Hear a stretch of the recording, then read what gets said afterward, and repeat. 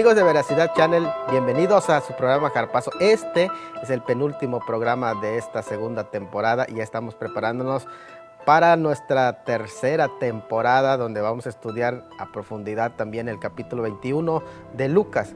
Bueno, pues ahora ya estamos estudiando el capítulo 13 de Marcos y hemos llevado bastante la profundidad de estos pasajes y presentamos delante de ustedes, recuerden, el resumen de los 6 conceptos escatológicos de Marcos. Los primeros 3, aún no es el fin, principios de dolores, y aquellos días que están presentados ya en los programas anteriores, ya los hemos explicado.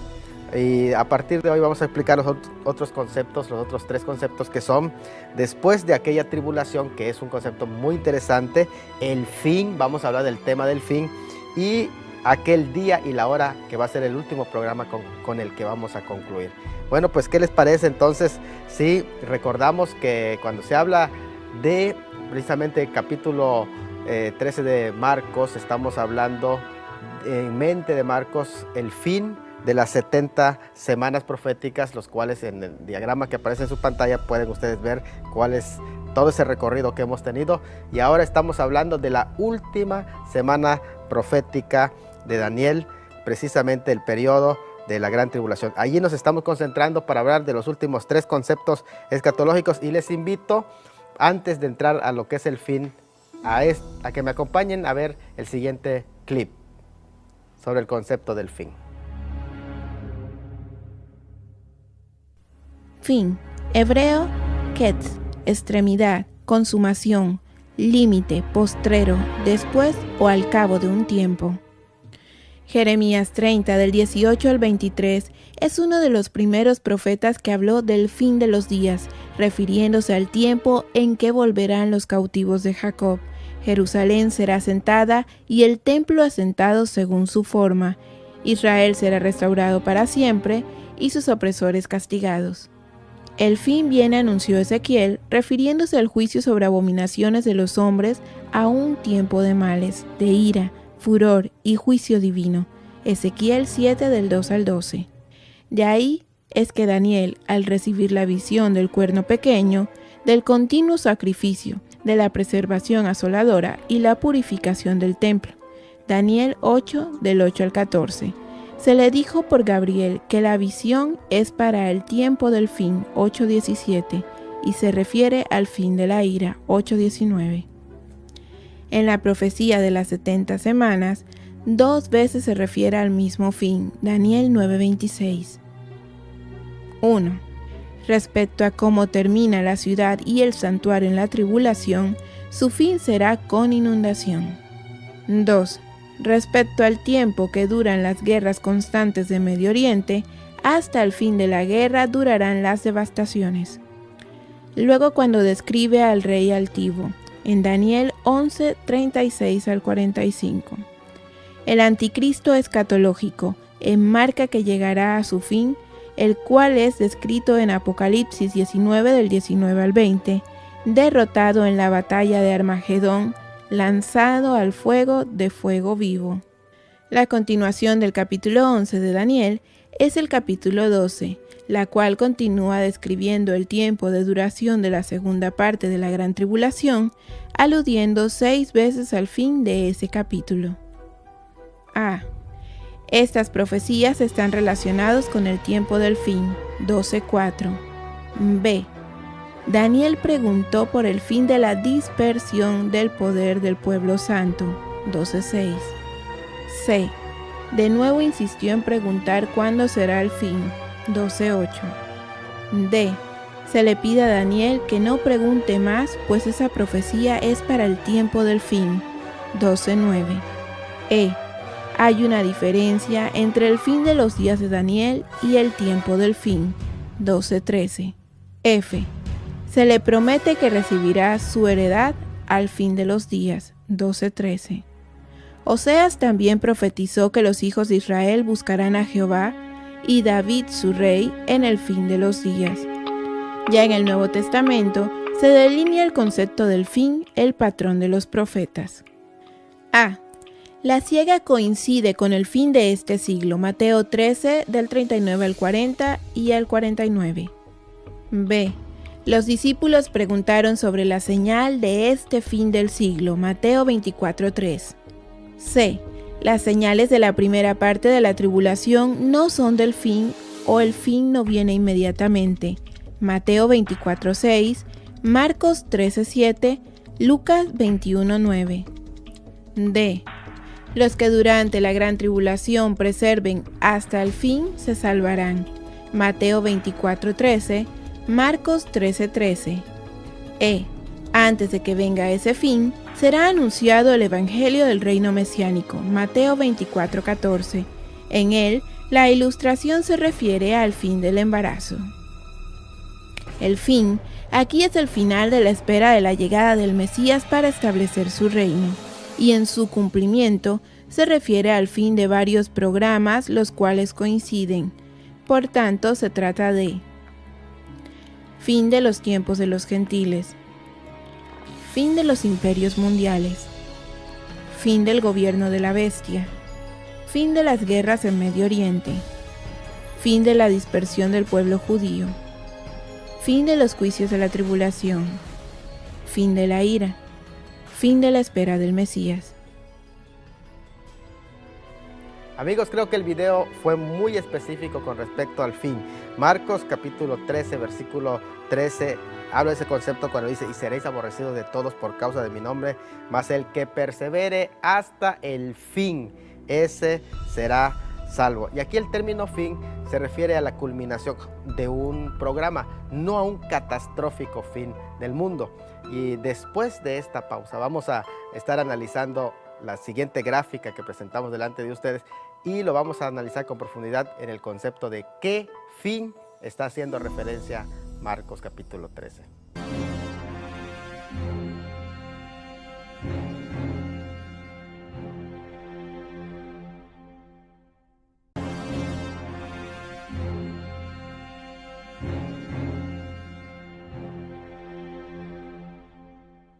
Amigos, pues continuamos aquí en Jarpazo, estamos hablando de Marcos capítulo 13 en el concepto del fin, que va unido a los otros dos conceptos más que son después de la tribulación de aquellos días y la última frase de este concepto que es el día ni la hora. Bueno, vamos a hablar un poco más extenso acerca del concepto del fin, el fin al que está haciendo referencia como hemos visto, y en esta gráfica ustedes pueden ver, ya hemos analizado los conceptos, aún no es el fin porque es un tema hacia el que va desembocando el mensaje escatológico del Señor Jesucristo en Marcos capítulo 13. Luego llegamos al periodo de la gran tribulación, como está en la gráfica en su pantalla, donde se indica que está dividido en dos secciones: principio de dolores, que no deja de ser, por cierto, tribulación, y aquellos días que son la segunda parte de los 3 años y medio de la manifestación del anticristo. En aquellos días es llamado en el versículo 24, después de aquella tribulación, la cual es un concepto que vamos a ir analizando en nuestro próximo bloque, pero cuando se dice el fin, se está refiriendo al fin primeramente de esa gran tribulación. En segundo lugar, se está refiriendo al fin del tiempo de los gentiles y el fin de la espera de la llegada del Mesías. Prácticamente se está haciendo referencia al periodo final cuando el Mesías viene por fin a establecer su reino. Aquí fin entonces no significa fin del mundo, más bien lo que se está siguiendo es la misma ilustración de al principio de un embarazo y el fin de los dolores de parto, o el fin ya esperado, como cuando se llega por fin el momento en que nace un bebé y entonces dice llegó. Entonces la llegada del Mesías es el momento que llega al fin. Entonces no es el fin de los postreros días para la iglesia, porque la iglesia está en el programa de Dios como un espacio interesante, pero tampoco es el fin del presente siglo para la iglesia, ni siquiera el fin del mundo, sino que es el fin de las 70 semanas proféticas de Daniel. Coincide también con el fin del tiempo de los gentiles, con el fin del tiempo, los tiempos y las sazones, con el fin de los postreros días para el pueblo de Israel, con el fin de los tiempos de los gentiles. ¿De qué se trata entonces el tiempo de los gentiles? Ese tiempo coincide su fin con el inicio del reinado mesiánico, es decir, cuando Cristo viene a establecer su reino, y también coincide con la segunda venida de Cristo a esta tierra. Entonces, más el que persevere hasta el fin está hablando de los días de la gran tribulación y aquellos que lleguen al periodo final de la gran tribulación. Bueno, ¿por qué el fin de la historia de los tiempos de los gentiles? En pantalla aparecen dos imágenes de dos capítulos grandes. Primero, Daniel capítulo 2 nos presenta la imagen del sueño de Nabucodonosor, como él vio a través de una revelación los imperios mundiales. Y en el capítulo 7 aparece la perspectiva divina de esos mismos imperios, 4 imperios mundiales, que está representado a través de 4 grandes bestias. Y en ese sentido podemos ir explicando rápidamente para llegar al fin, para entender el fin de los tiempos de los gentiles. Todo comenzó entonces a través del cautiverio babilónico, la imagen de oro que coincide con el imperio babilónico y que es representado por el león, según el capítulo 7 de la visión de Daniel. La imagen en la parte de plata está representado en el imperio medo-persa, que es el oso en el capítulo 7. El bronce representa el imperio griego y es el leopardo del capítulo 7. La imagen de hierro representa a Roma y es la cuarta bestia espantosa. El hierro y el barro son los reinos divididos que son presentados y representa el cuerno pequeño. La piedra es el reino mesiánico, el cual va a caer en juicio al final de los días, que es el tiempo en el que va a llegar el fin, el tiempo de los gentiles, que coincide justamente con el regreso del Mesías para reinar. Ahora, en la imagen también de pantalla aparece todo el periodo que abarca el gobierno gentil. A partir del 586 a.C., con la caída de Jerusalén, se llama el periodo de los gentiles porque es el tiempo en el que Israel y Jerusalén es hollada o se encuentra gobernada por los gentiles y no hay rey en Israel. Y a partir del 586, con la caída de Jerusalén invadida por Nabucodonosor, precisamente en ese tiempo, comienza el tiempo de los gentiles porque ya no hay rey en Israel. Y el rey va a aparecer hasta que todos estos imperios que son revelados hayan pisoteado a Israel y a Jerusalén como parte de la incredulidad, de la apostasía y del rechazo del pueblo de Israel hacia su creador. Entonces tenían que aparecer sobre ella Babilonia, Medo-Persia, Grecia, Roma y el imperio romano revivido, que no es un quinto imperio, sino es el cuarto imperio revivido de nuevo, porque no hay quinto imperio. Entonces todos ellos coinciden con su caída en Armagedón, la caída del reinado del último rey, que va a ser el anticristo, y el fin del gobierno gentil. Entonces el fin al que está haciendo referencia es cuando acabe las invasiones de los gentiles sobre Jerusalén. Ese es el fin al que está haciendo referencia aquí. Este fin justamente está mencionado en los versículos 24 al 26 de Marcos 13. Me gustaría leerlo de esta manera. Pero en aquellos días, después de aquella tribulación, el sol se oscurecerá y la luna no dará su resplandor y las estrellas caerán del cielo y las potencias de los cielos serán conmovidas. Es ahí donde acontece el fin de los tiempos de los gentiles gobernando sobre Israel. No es el fin del mundo. Aclaro tampoco, no es no son señales del arrebatamiento de la iglesia, sino señales de que el tiempo de los gentiles llega a su fin. Qué interesante que en ese pasaje que leímos aparecen 3 conceptos. El fin viene inmediatamente después de 3 cosas, de aquella tribulación. Y qué interesante que dice aquella tribulación, no tribulaciones en general. 2, las señales cósmicas. Y 3, las potencias de los cielos que son conmovidas o que van a ser dislocadas y que los vamos a ver en nuestros próximos programas ya próximamente. Entonces vamos a invitarles para continuar entonces con esta gráfica en mente. Miren, ahí aparece en esta gráfica este concepto y nos vamos hasta el final, donde está el fin. Dice, después de aquella tribulación es donde sucede específicamente el fin. Habrá muchas tribulaciones, pero aquí el escritor está mencionando después de aquella tribulación. El fin se espera, es el fin de la espera de la llegada del Mesías para establecer su reino. ¿Qué les parece? Analizamos esas 3 partes de ese mismo versículo de una manera más profunda. Primero, aquella tribulación. Hay una diferencia entre la tribulación y las tribulaciones. 3 cosas interesantes. Primero, toda la raza humana, según Job, pasa por las tribulaciones debido al pecado y a la rebelión. Segundo, el mismo Hijo de Dios pasó por muchas tribulaciones conocidas todos en ese Vía Crucis. Tercero, los verdaderos hijos de Dios atraviesan tribulaciones, pero ese es un sentido general, no es la gran tribulación. Así que en nuestro próximo bloque vamos a hablar de la gran tribulación como tal. Estas son tribulaciones, pero la que viene en sentido escatológico es la gran tribulación. Venimos en nuestro próximo bloque. Acompáñenos.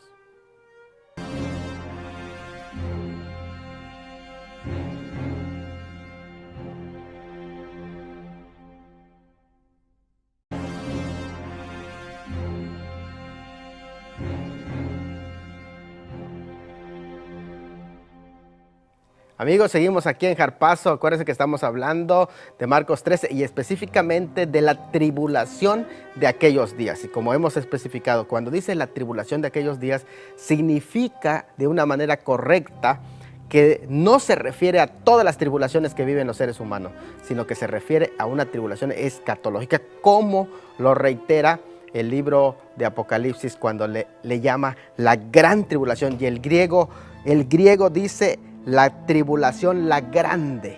Así que de una manera técnica y específica se refiere a la gran tribulación escatológica. Acompáñame a ver el siguiente video que nos explica un poco más acerca de lo que es este periodo escatológico llamado la gran tribulación. La gran tribulación. En Apocalipsis 7:14, el término griego tesis megales slipseon literalmente significa la tribulación, la grande. Esta es una expresión técnico-profética para referirse a un periodo escatológico futuro al fin de esta era, distinta a los tiempos pasados y presentes. Y se refiere no a las tribulaciones comunes, sino a un periodo de 7 años cronometrados en la última de las 70 semanas de Daniel, divididos en 2 tiempos: principio de dolores o tribulación y dolores de parto o gran tribulación propiamente dicha. Cada uno se divide en 3 años y medio, el cual culmina con la venida del Mesías. Este periodo de gran tribulación es mencionado en infinidad de pasajes tanto del Antiguo como del Nuevo Testamento. La gran tribulación en el Antiguo Testamento es mencionada en Deuteronomio, Proverbios, Isaías, Jeremías, Ezequiel, Daniel, Joel, Amos, Sefonías, Zacarías, Malaquías. El Nuevo Testamento se refiere a ella en Mateo, Marcos, Lucas, Hechos, Primera de Tesalonicenses, Segunda de Tesalonicenses, Apocalipsis. Si la gran tribulación en un sentido técnico y con carácter único no existiera, Jesucristo mismo sería un mentiroso al decir en Marcos 13:19 lo siguiente: tribulación, cual nunca ha habido desde el principio de la creación de Dios, incluido el diluvio, hasta ese tiempo. Coincidente con la anunciada para Israel en Daniel 12:1 y Apocalipsis 7:14. Esa es la misma hora de prueba de la que se promete guardar a la iglesia Filadelfia. Apocalipsis 3:10. Amigos, pues qué interesante es este tema de la gran tribulación, porque nos va especificando que no se refiere entonces a las tribulaciones comunes. Por lo tanto, nosotros los creyentes no tenemos la promesa de la gran tribulación, aunque podamos nosotros los creyentes pasar por tribulaciones, porque dice la palabra del Señor, es necesario que a través de muchas tribulaciones entremos en el reino de los cielos. No se está refiriendo en sentido técnico y escatológico a esta tribulación de aquellos días, porque el pasaje es muy claro cuando se refiere a la tribulación de aquellos días y no a cualquier tribulación, sino en sentido técnico escatológico. Bueno, tanto el Antiguo Testamento como vemos una lluvia de textos que podemos mencionar que hablan de la gran tribulación, como en el Nuevo Testamento se nos presentan otra serie de textos que describen este periodo particular en el que es un tiempo de angustia para Jacob, pero que es un tiempo de juicio llamado para Jacob, es decir, Israel, mas no un llamado para la iglesia, porque a la iglesia no se le prometió este llamamiento a través de la gran tribulación. Es en aquella tribulación, según el versículo 24, es la misma mencionada en el versículo 19, tribulación cual nunca ha habido desde el principio de la creación que Dios creó, ni la habrá después. Eso significa que se trata de un periodo escatológico futuro único, exclusivo en la historia. Y también Mateo 24, 21 lo menciona y le llama gran tribulación. Este es un concepto escatológico, pero Apocalipsis 7, 14 le llama así. Esos son los que han salido de la gran tribulación y no se refiere en ese pasaje a la iglesia. Entonces la gran tribulación en sentido técnico difiere de todas las tribulaciones en carácter, en naturaleza, en intensidad y de ser igual que todas las otras tribulaciones. Jesucristo mismo sería llamado un mentiroso porque él habló de este periodo escatológico llamando la gran tribulación, la cual dijo nunca ha habido. Y en ese sentido coincide este periodo con el anuncio hecho en Daniel capítulo 12, por ejemplo, donde se les promete un periodo de apertura de tribulación, 12:1 de Daniel, y en ese periodo de tiempo en el que iba a ser llamado y que se iba a desatar precisamente en los últimos días, en los días de juicio para Israel, en un tiempo de ira, a la cual a la iglesia de Filadelfia se le llama la hora de la prueba que viene sobre el mundo, no sobre la iglesia. Qué interesante, porque dice: yo te libraré de la hora de la prueba que viene sobre el mundo entero, para probar a los moradores de la tierra que han fincado su morada, no para probar a la iglesia. En ese sentido, entonces la angustia para Jacob o para Israel. Son muchos los pasajes de la escritura que demuestran que este tiempo es un periodo de ira, la cual a mí me gustaría comentar en nuestro próximo programa un poco más acerca del tema de la ira, porque desde luego que aquí no estamos hablando de una ira gubernamental general de Dios, porque es la ira de Dios que está de acuerdo con su santidad, con su justicia, desde luego, porque habla de su carácter al enjuiciar el pecado. Pero no se trata de esa ira general. La ira de Dios, desde luego que existe la ira gubernamental, mencionada por ejemplo en el capítulo 1 de Romanos, donde dice que la ira de Dios se revela desde el cielo. Pero se trata de una ira escatológica, del cual vamos a hablar en nuestro próximo programa, porque hemos llegado al fin de este. Así que amigos, no se pierdan ustedes nuestro próximo programa, porque recuerden que ya estamos terminando nuestra segunda temporada y venimos con más aquí en Jarpazo. Les saluda su amigo Salomón de la Cruz Tuyú. Hasta la próxima.